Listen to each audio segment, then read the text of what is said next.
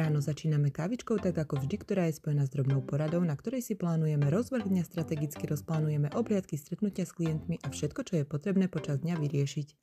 Ďalším bodom programu bolo plánované stretnutie, na ktorom sa mala podpísať rezervácia nehnuteľnosti. Tá však nedopadla tak ako zvyčajne. Kupujúci si na poslednú chvíľu rozmyslel podpis rezervácie a ako dôvod udal, že nie je ochotný zložiť rezervačný poplatok.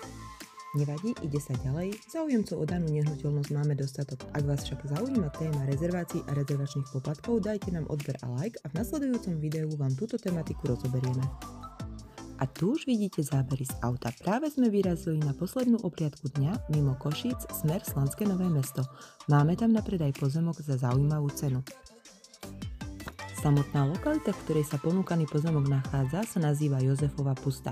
Je to záhradkárska osada, ktorá spadá pod Slanské Nové Mesto a jedná sa o nádhernú tichú lokalitu, kde sa nachádzajú záhrady, chaty, ale i celoročne obývané rodinné domy. Ak by vás tento pozemok zaujímal, tak link na inzerát nájdete pod videom.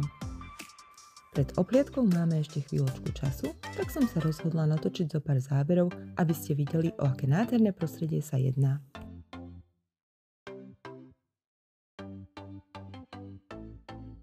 Tesne pred pozemkom nás čakalo takéto prekvapenie. Dámy odmietali cestu opustiť a tak nám neostávalo nič iné, iba auto odparkovať a zvyšok cesty prejsť pešo.